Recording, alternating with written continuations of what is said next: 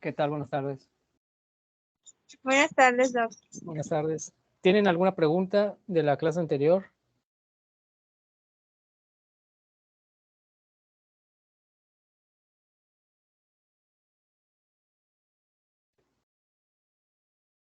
Muy bien. Entonces, vamos a continuar con la evaluación materna en preeclampsia. Entonces, ya vimos los factores angiogénicos, su importancia y cuándo lo vamos a aplicar. Pues son pacientes de alto riesgo que vamos a aplicar o vamos a solicitar factores angiogénicos. Desgraciadamente no es algo frecuente, pero esto nos va a decir qué riesgo tiene la paciente entre 7 y 14 días, ¿ok? Entonces tenemos factores angiogénicos, la tensión arterial que ya la vimos, la proteinuria y las calculadoras de riesgo. Este se llama modelo de Full Pearce, que es para estimar el riesgo o un score de riesgo. En este caso, pues va a valorar las semanas de gestación, la saturación de oxígeno, la presión de oxígeno, las plaquetas, la creatinina, ALT, AST, y nos da un estimado en porcentaje. Entonces, la ventaja de esto es que toma variables que no son difíciles de solicitar, y nos va a decir qué riesgos o qué complicaciones puede tener la paciente y qué porcentaje. Esto principalmente es, no sé si han escuchado las calculadoras de riesgo para pancreatitis o para peritonitis. ¿Alguien ha escuchado o ha visto que utilizan calculadoras de riesgo?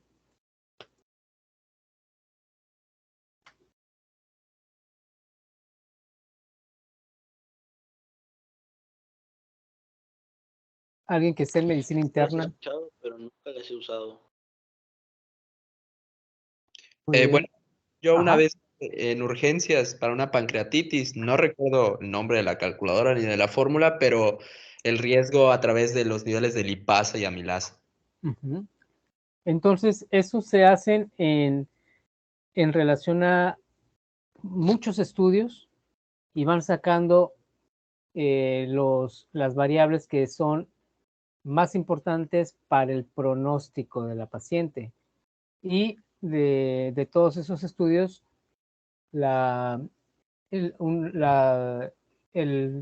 pues sí, la página de PREEM, que es Evidencia en el Embarazo, es de Canadá, diseñaron esta calculadora con variables que son pues, comunes, ¿no? Entonces aquí pueden ahí escanearla y las manda directo a la página. Entonces, eso lo pueden hacer en su teléfono. No se descarga la aplicación, pero los envía a la página y ahí pueden poner las variables. Por ejemplo, este es un ejemplo, ¿no? Es una paciente de 38.2 semanas. ¿La paciente tiene dolor de pecho o disnea? Sí. Tiene saturación de oxígeno 70%, plaquetopenia 50%, creatinina 1, ALT y AST 45%, y la probabilidad de resultados maternos adversos son 97.3%. Entonces, esa paciente va a tener en el 97.3% la probabilidad de tener resultados adversos. Los resultados adversos, ¿cuáles van a ser? Pues van a ser estos, ¿no? Muerte materna, que es lo que nos interesa. Y pues esta paciente tiene 97.3% de que se muera, ¿no? Complicaciones neurológicas, eclampsia, síndrome de encefalopatía posterior reversible, accidente cerebrovascular, ataque isquémico transitorio, déficit neurológico, complicaciones cardiorrespiratorias, edema pulmonar, soporte inotrópico, isquemia, infarto, complicaciones renales, insuficiencia renal aguda, hepático, disfunción hepática, hematoma de ruptura capsular, hematológicos, trombocitopenia, desprendimiento de placenta y otros que sería citis, grave, parálisis. Entonces, esta paciente tiene 97.3% de tener cualquiera de estas complicaciones. Entonces, esta calculadora, desde el momento en que vemos a la paciente, ya podemos estimar qué complicaciones pudiera tener o qué resultados adversos pudiera tener, y eso estaría en conjunto con terapia intensiva. Entonces ya tenemos la toma de presión arterial, los factores angiogénicos y la calculadora de riesgo Full Tears. Ahorita vamos a ver entonces la proteinuria. La ACOG dice o menciona que el umbral de excreción anormal de proteínas para el diagnóstico de preeclampsia es de 300 miligramos en 24 horas, o más de 2 cruces mediante pruebas de tiras reactivas, según las pautas del Colegio Estadounidense de Obstetricia y Ginecología. Entonces, desde hace tiempo se utilizan las tiras reactivas para determinar la proteinuria, y de acuerdo a las cruces o de acuerdo a los valores que ya están predeterminados por las tiras, vamos a suponer en conjunto con los demás datos si la paciente tiene preeclampsia o no. Vamos a tener de la proteinuria, vamos a tener dos tipos de cuantificación. Una es la cualitativa, que es la que todos conocemos, que son estas tiras reactivas. Y la cuantitativa es lo que vamos a medir, que es la relación proteína-creatinina y la relación albúmina-creatinina en una orina de 24 horas. La mayoría de las tiras reactivas utilizan un umbral de 30 miligramos como umbral para proteína 1. Entonces sale una cruz, tenemos 30 miligramos de proteínas por decilitro.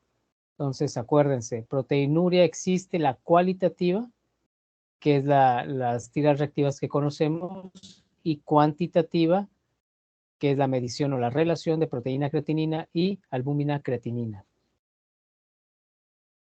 Cuando hay enfermedad renal, entonces vamos a solicitar sedimentos para detectar glóbulos rojos o blancos y cilindros. Estas tiras reactivas tienen baja sensibilidad y especificidad, y en enfermedades como hipertensión crónica, diabetes, VIH, virus de la hepatitis, enfermedad por células falciformes, nefrolitiasis, infecciones recurrentes de antecedentes familiares, pueden alterarse o pueden alterar el diagnóstico. Las pruebas de proteína, idealmente la albuminuria y análisis de orina microscópico. Entonces, estas van a ser factores que pueden intervenir en el resultado. Por eso tiene poca especificidad y sensibilidad. Entonces, la mayoría, es decir, menos de 2/3 de las mujeres que presentan proteinuria sin hipertensión, no desarrollan preeclampsia a medida que avanza el embarazo. Entonces, si tenemos o solicitamos ya la medición cuantitativa, que es la relación proteína-creatinina o albúmina-creatinina, o una recolección de orina 24 horas, se debe de realizar cuando se sospecha de preeclampsia, cuando ya nosotros sospechamos que la paciente pueda tener preeclampsia. Si la proteinuria es igual o más de una cruz en mujeres con hipertensión o aumento de la presión arterial. Entonces, pacientes que ya tienen una cruz, 2 cruces o 3 cruces, debemos solicitar unas pruebas cuantitativas.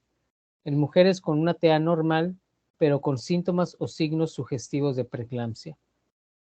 Y los puntos de corte van a ser -30 y -8. La proteinuria en tira reactiva de más de 2 cruces proporciona una evaluación razonable porque nos da 1 gramo por litro, más de 1 gramo por litro. Entonces, aquí ya vamos a poder utilizar las tres pruebas en caso de que se solicite, ¿no? Por ejemplo, la de creatinina proteínas, pues es algo que se puede realizar o se puede solicitar en el laboratorio. Entonces, si no tenemos nada de esto, pues entonces utilizamos las tiras reactivas. Más de 2 cruces, pues ya es anormal. Pero la proteinuria no predice el resultado materno. Entonces, aquí vamos a revisar el diagnóstico de los test de proteína en pacientes con preeclampsia, ¿no?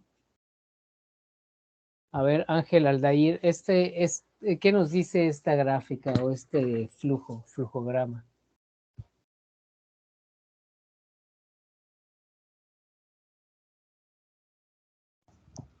Sí, doctor. A ver.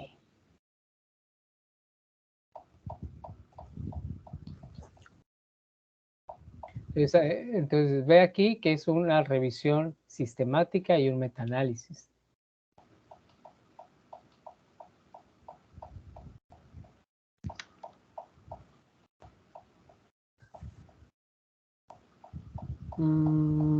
La verdad no entiendo mucho, doctor, del diagrama. No sé, no entendí mucho.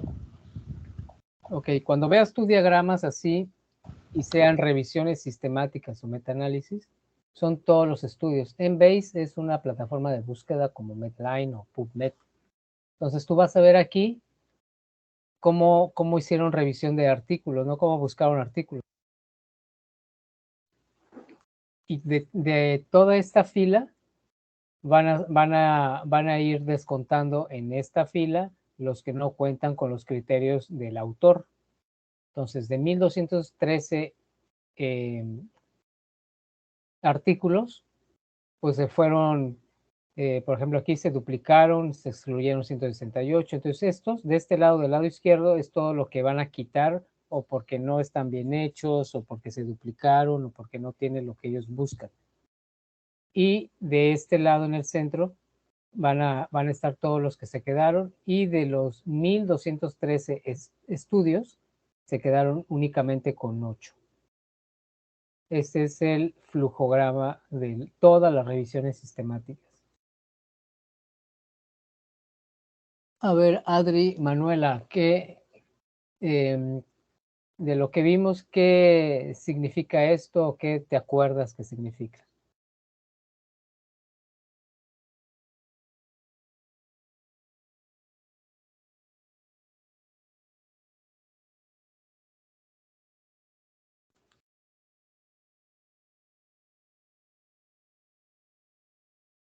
A ver, Carlos, Antonio, Jonathan, Sí, ajá. ¿Cuál fue la pregunta? Disculpe. De Eso, este cuadro, ¿qué significa de lo que ya habíamos visto? Acuérdate de los colores.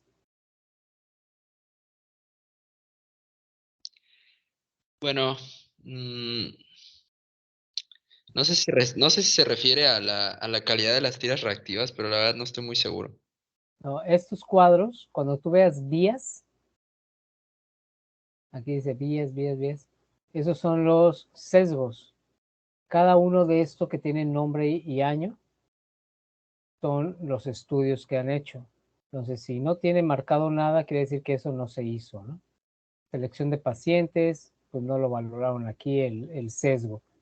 Entonces, tú de primera entrada ves, si tiene muchos verdes, estos son buenos estudios. Si tiene más rojos que verdes, son malos estudios. Y si tiene estos que no están marcados, quiere decir que no son buenos porque tienen mucho sesgo. Entonces, por ejemplo, tiene buen alcance, ¿no? Solo no reportan pacientes y flujo, pues el tiempo, ¿no? Pero todo lo demás sí lo reportan y está en verde. Entonces, cuando vean metaanálisis, van a ver primero esta gráfica y ya van a saber qué son los estudios. Y luego de repente van a toparse con esta. Y si tiene rojo, si está semaforizado en rojo, amarillo, verde o que no tiene nada, son los sesgos. Entre más verdes tenga, es mejor. Y entre más rojo tenga, es peor. ¿Sale? Y esos pues ya son los estudios, ¿no? Entonces, vamos a ver algo importante para poder, siempre que vean o que vayan a estudiar artículos, ya sea ahorita, de internos o más adelante, hay que revisar las gráficas, cómo hicieron las gráficas o qué significan las gráficas, porque a veces de todo el texto, todo se reduce a una gráfica. Y si ustedes entienden la gráfica, pues sí hay que leer el texto, ¿no? Pero va a ser todo lo del texto va a estar resumido en una gráfica. Y ya con que ustedes lo entiendan es suficiente. Entonces, siempre que lean un artículo, vean qué tipo de gráfica es, si es Punnett, si es Forestplot o lo que sea, y lo buscan. Y ya que lean qué mide, cómo se interpreta, pueden seguir leyendo y ya va a ser muchísimo más fácil que ustedes entiendan todo el artículo porque ya entienden las gráficas. Entonces, por ejemplo, vamos a leer esta que es ROC, se llama ROC.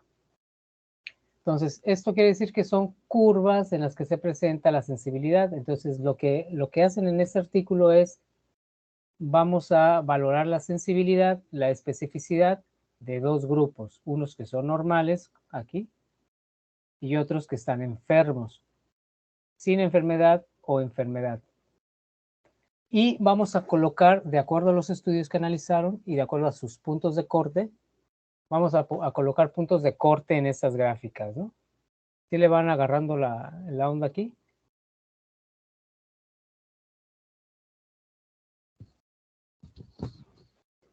Entonces, lo que buscan aquí es falsos negativos, falsos positivos, sensibilidad y especificidad. Entonces, esa es una gráfica de normales, una gráfica de anormales y esta intersección se va a llamar solapamiento. Y eso es lo que se va a medir. Y estas líneas verdes son los puntos de corte, o sea, el valor que ellos midieron. Y esta es una curva. Entonces, esto mismo es lo mismo que esto, pero en una representación de curva ROC en la computadora, ¿no? En un programa. Entonces, aquí van a medir sensibilidad y especificidad, que son, esto busca verdaderos positivos.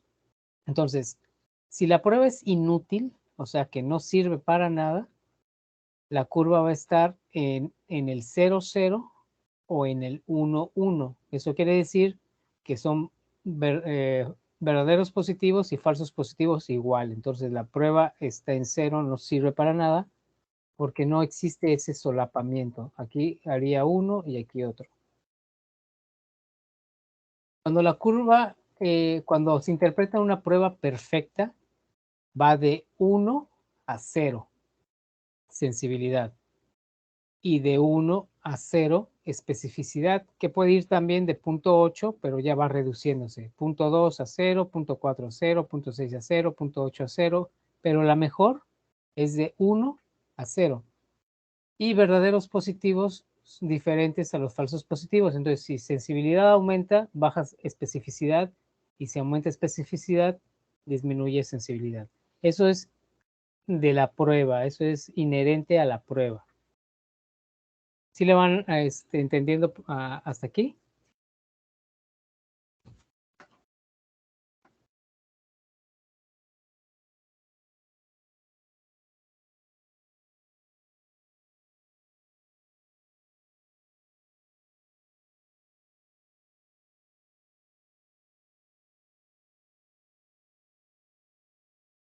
Víctor, ¿alguna? Pues estoy tratando de medio entenderle, doctor, o sea, viendo las gráficas y todo, entonces pues ahí creo que vamos poco a poco. Muy bien, entonces ya lo vamos a ver ya con lo que es del estudio y a lo mejor van a, le van a entender un poquito más. Entonces, una curva puede ser mala, regular o buena. Entonces, nosotros habíamos dicho que si es de un extremo 1 a 1 o 0 a 0 es una prueba inútil, ¿no? Entonces, de 1 a 1 a 0 a 0 es una prueba mala.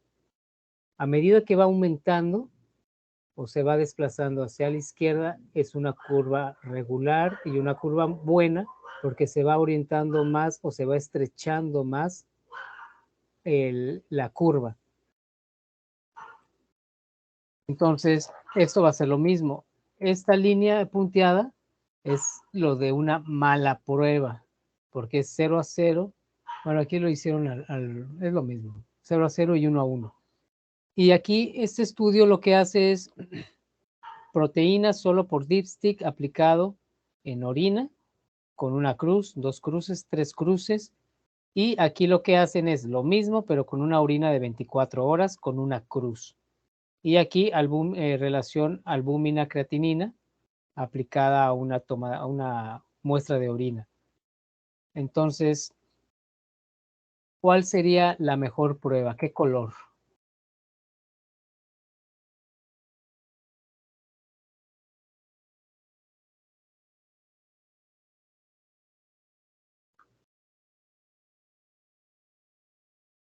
A ver, Clarisa, sí, Clarisa, de estas pruebas, ¿qué color es la que es mejor prueba? En todo caso, la azul, ¿no? Excelente, muy bien, doctora, excelente. Entonces es la proteína por dipstick aplicada a una orina de 24 horas con una cruz. Esa es la mejor prueba de todas. Ninguna prueba es mala, pero la peor prueba para valorar proteinuria en una paciente con preeclampsia es, en este estudio, es la X, que es albúmina-creatinina, la relación de albúmina-creatinina. Y a medida que va avanzando, por ejemplo, la verde, la roja, se va acercando mejor a la sensibilidad. Y la mejor prueba sería la proteína solo por dipstick, pero en una orina de 24 horas con una cruz. Eso es lo que mejor detecta enfermos, o sea, con preeclampsia, ¿no? Entonces acuérdense de eso. Cuando nosotros tomamos una muestra de orina y le ponemos la tira reactiva, se llama spot urine. Pero si nosotros recolectamos en 24 horas la orina y le ponemos la tira y nos da una cruz, esa es lo mejor para detectar esas proteínas en pacientes con preeclampsia. ¿Sale? Entonces, cuando les pregunten, ¿y cuál es mejor, doctora Erika? Pues sí, es la prueba de recolección de orina de 24 horas con un lapstick de una cruz. Listo. Con eso es suficiente. Ahora vamos a ver un poco de sensibilidad y especificidad para que sepamos si esas pruebas sirven o no. Entonces, esta es una tabla de 2x2. Vamos a dividirlo en enfermos, sanos y total. Esta es una prueba positiva. Digamos que es una prueba preeclampsia, para que sea más gráfico. Prueba preeclampsia. Enfermos tienen preeclampsia. La prueba preeclampsia en las preeclámpticas sale positiva. Es la A. La prueba preeclampsia en pacientes sanos sale positiva. Es la B. La prueba preeclampsia sale negativa en pacientes enfermos. Sale C. Y la prueba preeclampsia sale negativa en pacientes que no tienen enfermedad, es la D. Aquí está, aquí debería ir acá y aquí. Entonces, si la prueba preeclampsia sale positiva, eso quiere decir que la paciente tiene la enfermedad. Pero si es un paciente sano, tú vas a preguntar, ¿por qué es sano y me salió positiva? Bueno, eso se llama falso positivo. Si la prueba preeclampsia me salió negativo y la paciente desarrolla preeclampsia, te vas a preguntar o se van a preguntar, ¿pero por qué me salió negativo si tuvo preeclampsia? Bueno, eso se llama falsos negativos, que es la C. Si la prueba preeclampsia sale positiva y la paciente sí tiene la enfermedad, es la A, es la sensibilidad. Y si la prueba preeclampsia sale negativa y la paciente nunca desarrolla la enfermedad o preeclampsia, esa es la D. Entonces, esa es la especificidad. Entonces, la prevalencia, o sea, el número de pacientes va a afectar esa tasa, falsos positivos y falsos negativos. Si hay muchos pacientes, probablemente se vaya a afectar los pacientes que salgan positivos sin tener la enfermedad o pacientes que salgan negativos teniendo la enfermedad. Y otro parámetro que debemos medir es el valor predictivo positivo. El valor predictivo positivo es lo que nos va a predecir si esa paciente está enferma, y va a ser los pacientes que resultaron positivo con enfermedad y el total de pacientes positivos. Y el valor predictivo negativo es la prueba te va a predecir los que no son, los que son sanos, los que no tienen la enfermedad. Y eso es prueba positiva en sanos con el total. Entonces aquí ya está más gráfico, ¿no? Aquí tenemos dos poblaciones. La población que son el negrito es los enfermos, y los que están blancos es los sanos. La sensibilidad entonces es la tasa de verdaderos positivos, o sea, los que están enfermos. Y la tasa y la especificidad es la tasa de verdaderos negativos, los que están sanos. Y siempre lo vamos a comparar con el gold estándar o con la prueba que se utiliza, ¿no? Entonces, sensibilidad, siempre nos vamos a preguntar qué porcentaje de pacientes con la enfermedad tienen el resultado de la prueba de laboratorio positivo. Por ejemplo, pacientes diabéticos. Los pacientes diabéticos se hacen una hemoglobina glucosilada y sale más de 6%. Entonces, esa prueba salió positiva en un paciente diabético. Eso quiere decir que es la sensibilidad. Cuando la glucosa sale en 4 y el paciente no es diabético, esa es la especificidad. Entonces siempre vamos a hablar de sanos y de enfermos en sensibilidad y especificidad, ¿no? Porque sensibilidad y especificidad es lo que son intrínsecas de la prueba, pero no nos dice si está enfermo o no.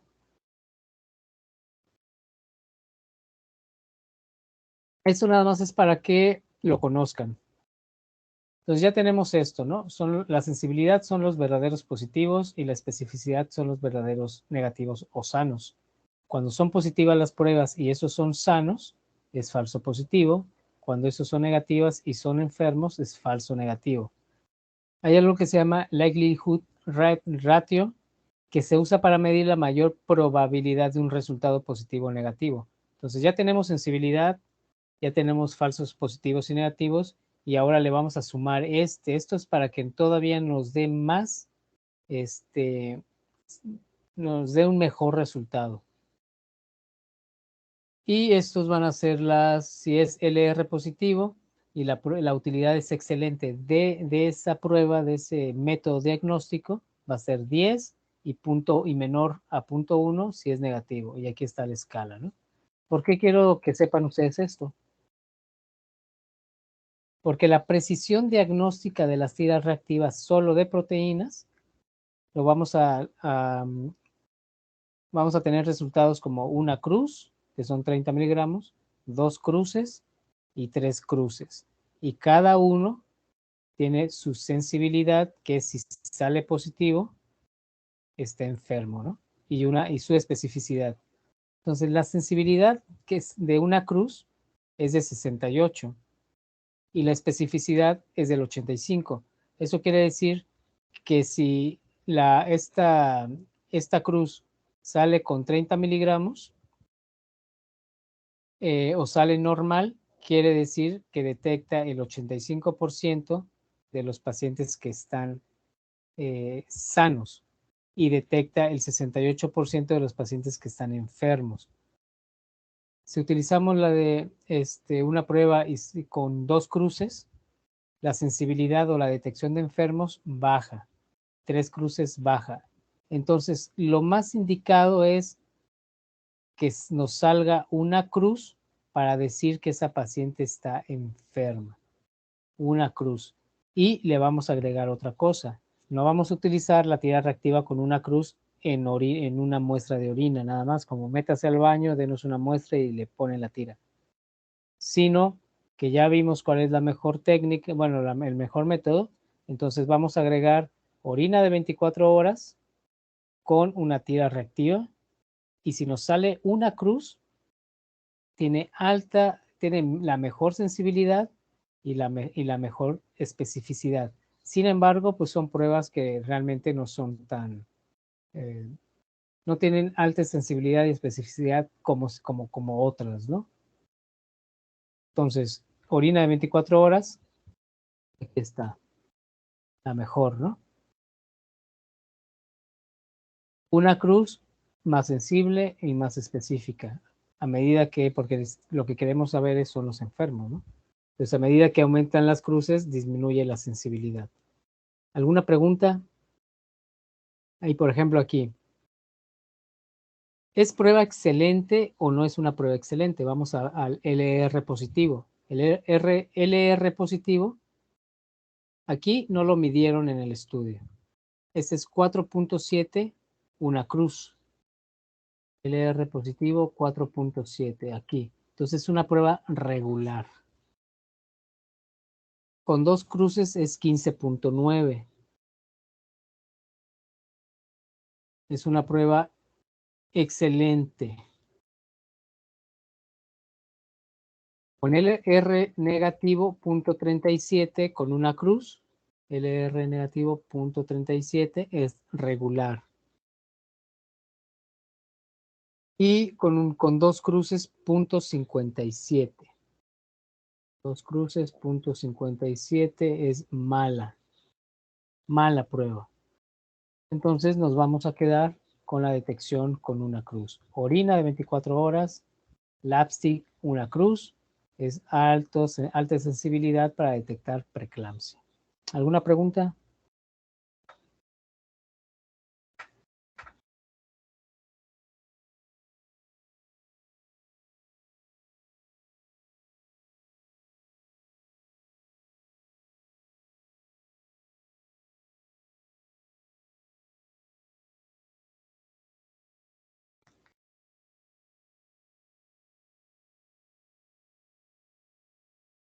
Víctor Manuel. No, doctor, de momento ninguna. Muy bien, entonces las limitaciones es lo que vimos, los puntitos rojos, verdes y amarillos. Como había muchos que no tenía color, muchos rojos y muchos amarillos, pues había mucho sesgo, ¿no? Entonces, no diferencia estas pruebas entre la precisión diagnóstica, bueno, todo el estudio, no diferencia entre precisión diagnóstica de la preeclampsia a término y la preeclampsia a término. Entonces, ¿cuáles fueron las conclusiones? Lo mismo que vimos, ¿no? Las tiras reactivas convencionales, una cruz, tenía sensibilidad promedio del 68, especificidad del 85. Aumentó la especificidad o la búsqueda de negativos, cuando sale negativo, al 90 con 2 cruces, pero se aplicó una recolección de orina de 24 horas y mejoró. En hasta 4 de cada 10 mujeres con proteinuria, el diagnóstico se habría pasado por alto mediante la prueba con tira reactiva, incluso en el umbral más bajo. Entonces, de ahí, pues vamos a considerar estas pruebas que no es lo excelente, ¿no? Pero pues si no hay otro, pues utilizarlo. Conclusiones, la evidencia de 2 estudios también sugiere que los resultados de una cruz tienen una alta especificidad si se aplica la recolección de orina de 24 horas, lo que hemos dicho. El diagnóstico no se excluye con prueba negativa. Teniendo en cuenta la poca precisión diagnóstico de las pruebas actuales con tira, ellos sugieren que existe la necesidad de mejores diagnósticos. Si no tenemos otra cosa, tira reactiva. Si tenemos la opción de recolectar orina de 24 horas, que también tiene su sesgo, lo podemos hacer. Y ahorita vamos a ver cuáles son. Entonces, en este estudio utilizaron la estimación cuantitativa, relación proteína-creatinina y relación albúmina-creatinina. Es una revisión sistemática y metaanálisis. Entonces, durante mucho tiempo o muchos años, el estándar de oro para determinar si existe proteinuria clínicamente significativa sugestiva de preeclampsia ha sido la recolección de orina de 24 horas. Sin embargo, la recolección de orina de 24 horas puede estar incompleta si la mujer omite. Ese es el sesgo. Si la mujer se le olvida recolectar ese chorro de orina, pues ya sale alterado, ¿no? Y el periodo de recolección es de 24 horas. Entonces, el esperar el resultado, podemos no darle manejo o puede dar lugar a ingresos innecesarios. Por ejemplo, preeclampsia, y pues empieza la recolección hoy y hasta mañana. Muy bien. A ver, María Guadalupe, ¿esto qué significa? ¿Qué cosa, doctor? El diagrama, Ajá. pues son los registros de, bueno, de referencias, eh, igual como el anterior, igual van a estar los registros que son excluidos y los textos que son evaluados completos. ¿Y cuántos quedaron al final? Al final quedaron 29 estudios que fueron incluidos en una metaanálisis cuantitativo, ¿no? Excelente, muy bien. A ver, Jonathan, ¿cómo ves estos estudios? ¿Confiarías en ellos? ¿Hicieras un estudio de metaanálisis o no?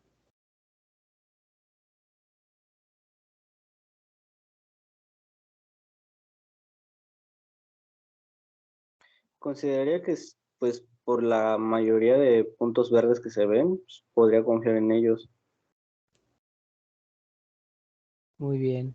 Entonces aquí pues están todos los estudios, ¿no? No omiten alguno.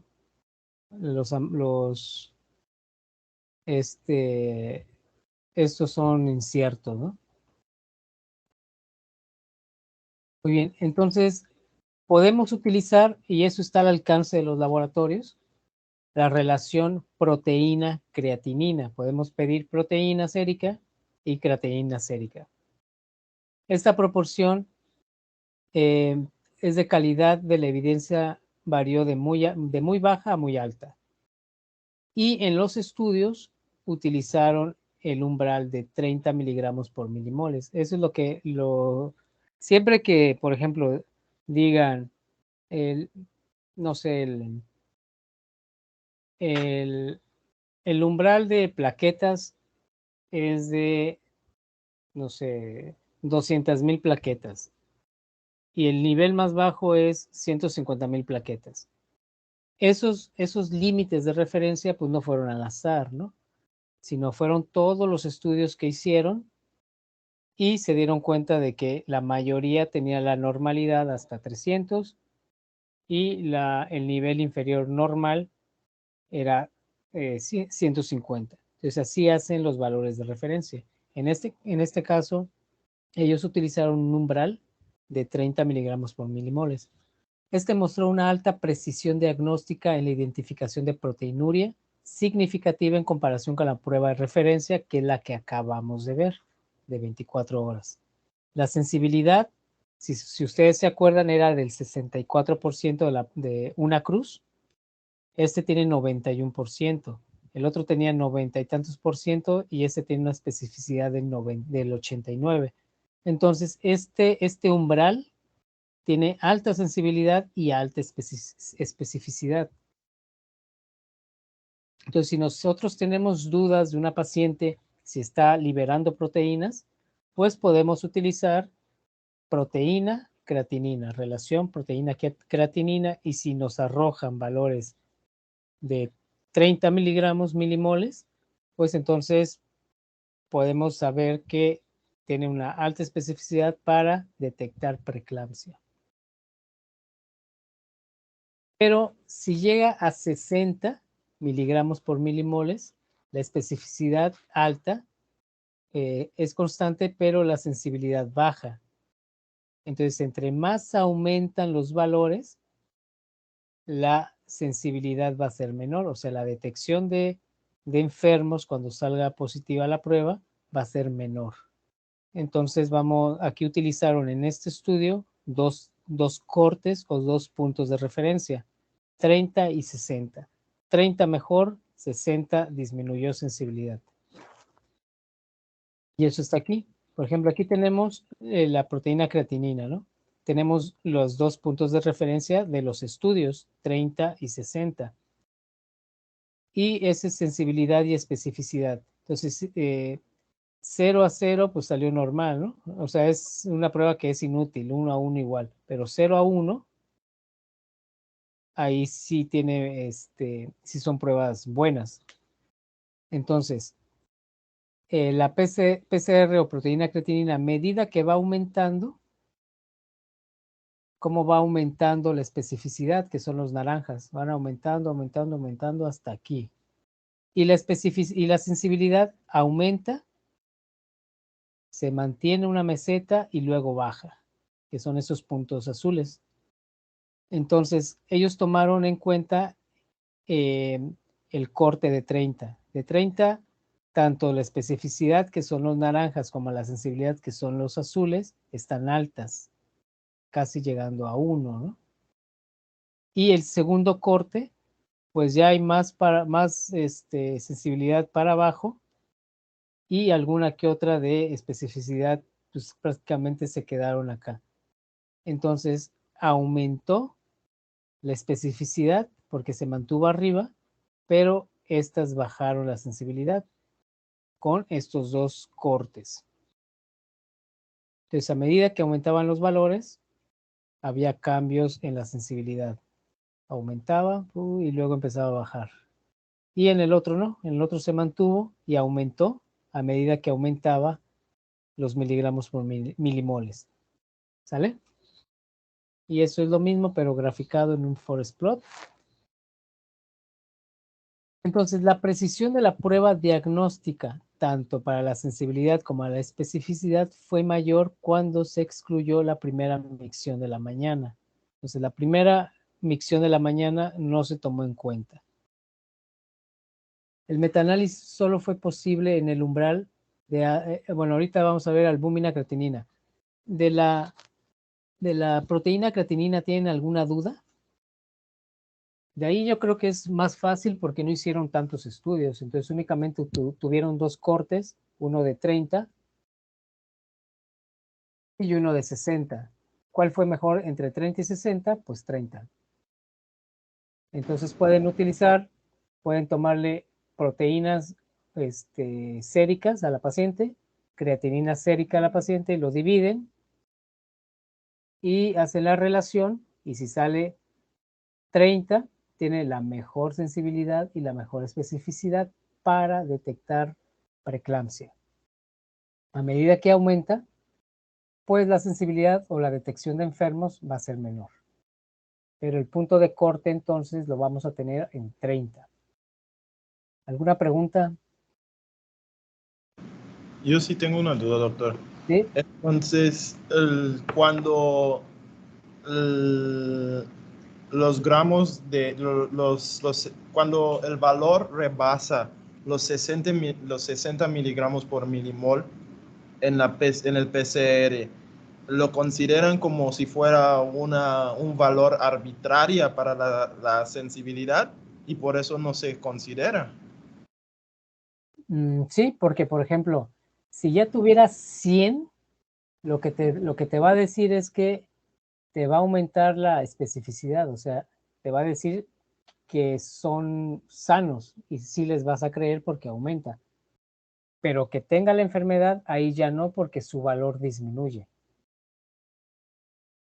Y por ejemplo, aquí 140, pues aquí 140 ya no le creerías que está enfermo porque ya tiene muy baja sensibilidad, pero sí te puede decir que no la tiene porque sí tiene alta especificidad.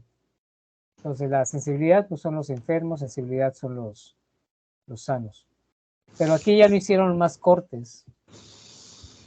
Aquí distribuyeron los estudios, pero ya no hicieron más cortes porque ya no los estudiaron después. ¿Alguna otra pregunta?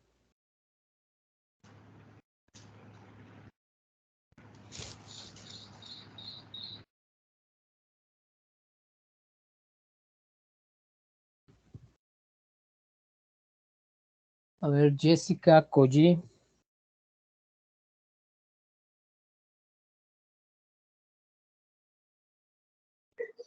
No, doctor, ninguna.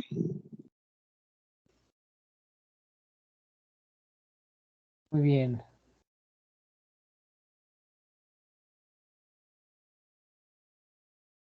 Entonces vamos a ver la otra, que es la relación, pero albúmina-creatinina.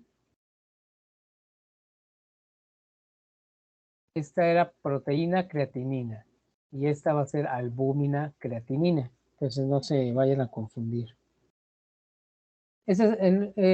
Solo fue posible el umbral en 2 estudios, en 2 miligramos. Entonces, de todos los estudios, no hicieron muchos cortes porque la mayoría mencionaba 2 miligramos. Los intervalos de confianza 95, ese tiene una más baja especificidad y una alta sensibilidad.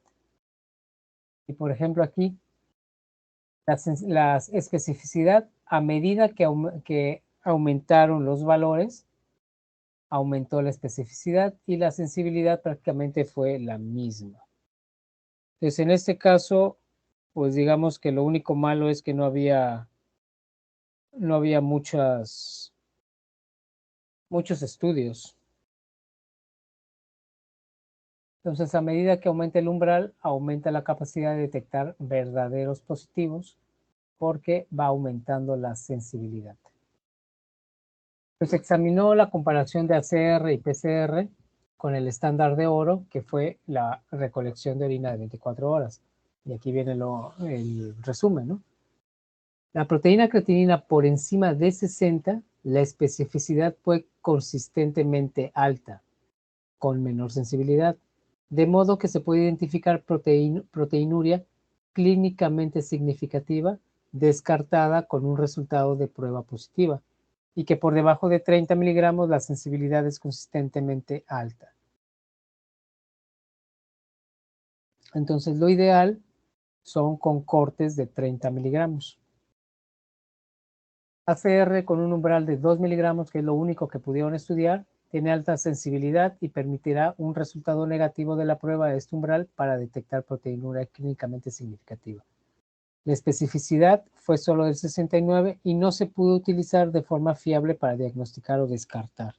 Entonces, de los dos, pues fue mejor la proteína creatinina y todavía fue mejor que la recolección de orina de 24 horas. Los datos y análisis presentados en esta revisión muestran que la precisión de proteína PCR y ACR en orina puntual es alta en comparación con el estándar de referencia. Entonces, estos dos es mejor que la orina de 24 horas con 300 miligramos de proteínas. Entonces ya sabemos los diagnósticos. Toma de tensión arterial,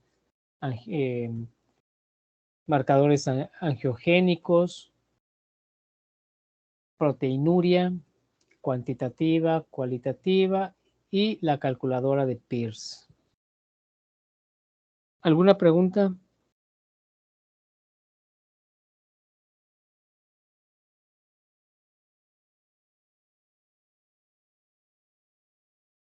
¿Ninguna? Entonces, ¿qué vamos a hacer ya que detectamos todo eso y nos salió positivo y todo eso? Pues hay que monitorizar al feto, al bebé. ¿Cómo lo vamos a hacer? Cuando son recursos limitados, la cardiotocografía se realiza cada 6 horas.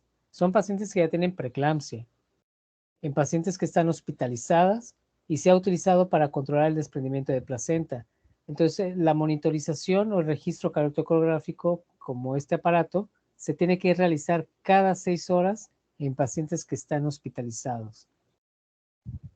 Hay que tener mucho cuidado en pacientes con restricción del crecimiento intrauterino. Y eso se presenta, ¿por qué? Porque la placenta es insuficiente para llevar oxígeno y eso condiciona que tenga una hipoxia crónica y el bebé no crezca porque no tiene oxígeno. Entonces, a la semana 33 más 6, una ecografía Doppler. El volumen de líquido amniótico también, si disminuye el flujo sanguíneo y el oxígeno, no crece el bebé y el volumen de líquido amniótico disminuye. Esas van a ser la monitorización. Registro cardiotocográfico cada 6 horas en pacientes hospitalizadas, ecografía Doppler y medición del volumen de líquido amniótico. Sin un acceso inmediato a los métodos de vigilancia, o sea que no tengamos nada de eso, más allá de la monitorización de la frecuencia cardíaca fetal, las características maternas, incluida la proteinuria, con 4 cruces, se puede utilizar para estimar el riesgo perinatal en mayores de 32 semanas o igual, antes de ese tiempo el riesgo perinatal. Todo esto son muchos estudios en pacientes de bajos recursos, por eso siempre dan alternativas. Ok, no tenemos nada con qué vigilarlo y tenemos únicamente tiras reactivas, pues vamos a utilizar tiras reactivas que si salen 4 cruces, pues existe un riesgo perinatal en fetos mayores o iguales a 32 semanas. Si las pruebas, estas pruebas las tenemos disponibles, tenemos absolutamente todo, las mujeres deben someterse a pruebas de detección en la semana 11 y 14 para detectar el riesgo de preeclampsia. Entonces tenemos historia clínica, tensión arterial, flujometría Doppler y angiogénicos. Factores de riesgo clínicos, tensión arterial, índice de pulsatividad y los factores angiogénicos. Eso va a ser lo que vamos a tener a la mano. Tenemos historia clínica, tenemos toma de tensión arterial, algunas veces tenemos flujometría Doppler y esto todavía no lo tenemos. Entonces, por ejemplo, digamos en comunidades de la zona maya, pues únicamente vamos a tener historia clínica y tensión arterial. Entonces, nuestro abanico de posibilidades de detección pues disminuye. Vamos a dividir a los pacientes en alto riesgo y moderado riesgo. Alto riesgo cualquiera de estos, ¿no? Antecedentes de preeclampsia, peso previo IMC más de 30, hipertensión crónica, diabética, enfermedad renal crónica, terapia de reproducción asistida. Moderado riesgo si tenemos 2 o más de estos. Antecedentes de desprendimiento, de muerte fetal, recesión del crecimiento, edad materna, nuliparidad y embarazos múltiples. Y estos dos van a ser los más importantes porque el RR o riesgo relativo es 8.4, eso quiere decir que tiene 8.4 veces más de presentar preeclampsia. Y el riesgo relativo de la hipertensión crónica es 5 veces más de presentar preeclampsia en pacientes que no sean hipertensas crónicas. Eso, de todos estos, esos dos son los más importantes. Entonces, si ustedes tienen una paciente que tuvo antecedentes de preeclampsia, es una paciente de alto riesgo, 8.4 veces más de riesgo de preeclampsia que la paciente que no tuvo antecedentes de preeclampsia. Y el segundo es la hipertensión crónica.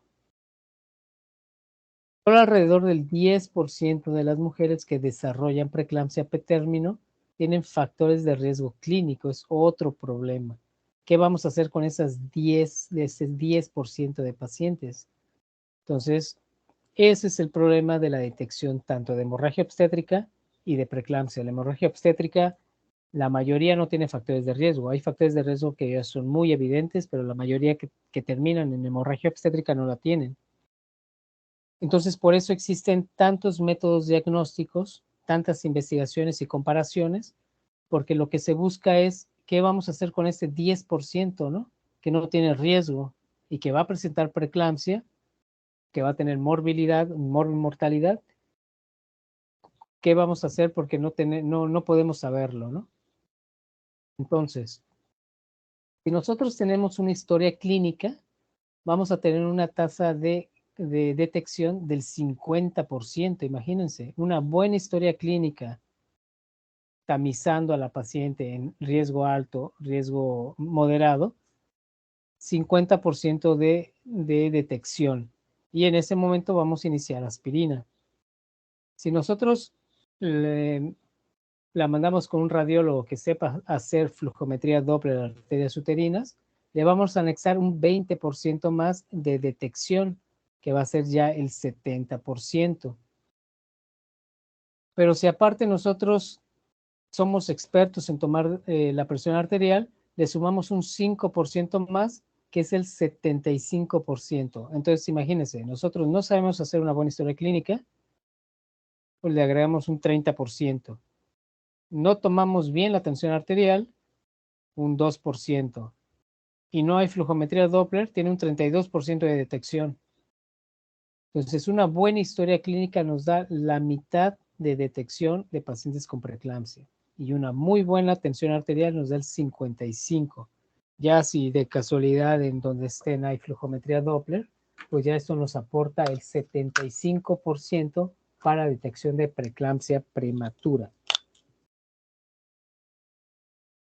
Entonces, si vivimos en un país o en un país donde hay altos ingresos, pues le podemos pedir factores angiogénicos que nos va a dar el 5% y la detección de preeclampsia prematura nos sube hasta el 80%. Vamos a ver rápido prevención. Todas las mujeres deben hacer ejercicio. Eso es lo que le debemos de decir a la paciente. El calcio se pensaba que o se hicieron estudios para prevención de preeclampsia. Sí se recomienda el calcio o el consumo de calcio de 600 miligramos por día, pero si el consumo de calcio es menor a 600, entonces sí se solicita el calcio.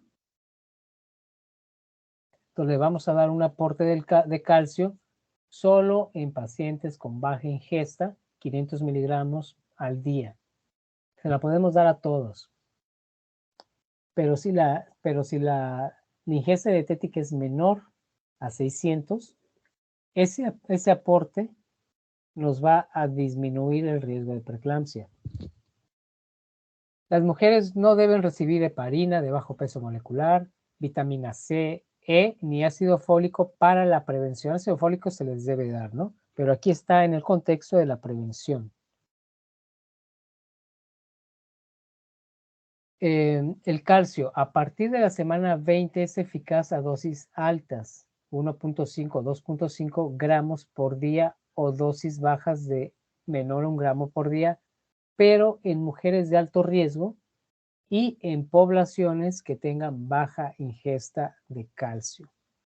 Eso nos va a servir para reducir el riesgo de preeclampsia. Alto riesgo con baja ingesta de calcio. No existe un método estándar para evaluar el calcio, entonces no hay que pedirle calcio sérico. Y aparte del calcio, para reducir el riesgo de preeclampsia, debemos de adicionar la aspirina. La aspirina se recomienda antes de la semana 16 y se tiene que suspender en la semana 36. Eso es lo único que se ha demostrado, se han hecho estudios con pravastatina y todo eso. Pero la aspirina es el único medicamento que se puede utilizar como profilaxis para disminuir el riesgo de preeclampsia. Aparte, se debe de iniciar antes de la semana 16 y se debe suspender a la semana 36. Después de un cribado multivariable, se debe administrar aspirina a una sola dosis de 150. La aspirina Protec es la que mejor dosis, los miligramos tiene. Después de la detección con factores de riesgo clínico y preeclampsia, se debe administrar aspirina en una dosis de 100 a 162 miligramos por día. 100 miligramos es la aspirina Protec y 150 es la aspirina Junior. Entonces pueden utilizar 100 miligramos. Entonces, estos estudios pues se han considerado en general seguros, o sea, no le va a pasar nada a la mamá, ¿no? Y la aspirina no se ha asociado con abortos espontáneos. Se ha asociado con manchado vaginal, hemorragia antes del parto, intraparto, hemorragia posparto, hematoma posparto y un pequeño aumento absoluto de 0.006 en hemorragia intracraneal neonatal, o sea, casi nada. Entonces, la profilaxis debe ser universal, 100 miligramos al día, 150 miligramos al día en pacientes de alto riesgo de preeclampsia, y eso nos va a reducir la posibilidad de que tenga preeclampsia. ¿Alguna pregunta?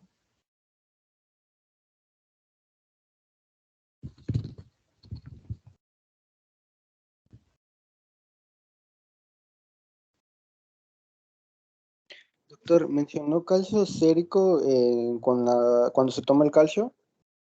No es necesario que le tomes calcio sérico.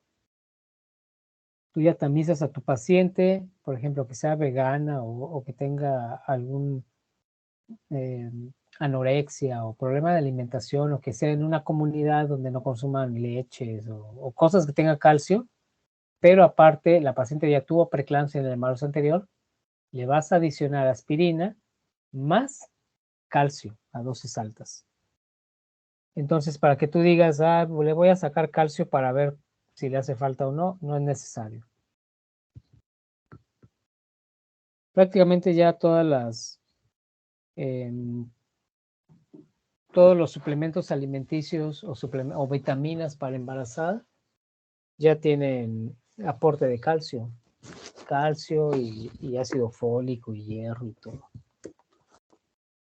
Pero como riesgo de preeclampsia para que disminuya, únicamente en pacientes de alto riesgo y en pacientes que tengan baja ingesta de calcio.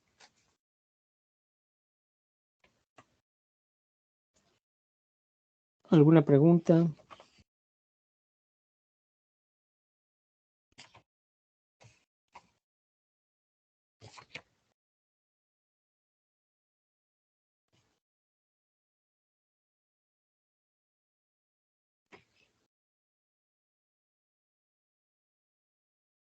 Michelle Azueta, ¿alguna pregunta? Por el momento no, doctor. Brenda, Jocelyn.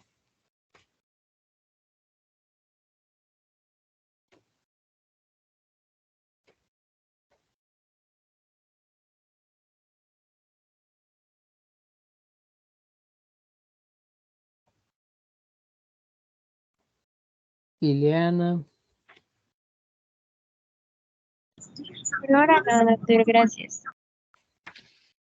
Muy bien, entonces ya nada más nos falta tratamiento, ya pasamos lo más complicado. Vamos, ya nos falta solo tratamiento, eclampsia, y terminamos con la hipertensión. Entonces pueden leer la guía de práctica clínica si hay alguna duda o algo que ustedes hayan visto que tengan o que sea distinto, pues ya me dicen el martes y lo discutimos. Está bien, doctor. Muy bien, entonces nos vemos el martes. Gracias, doctor. Hasta luego, adiós. Hasta el martes, doctor. Gracias, adiós. Hasta el Adiós. martes.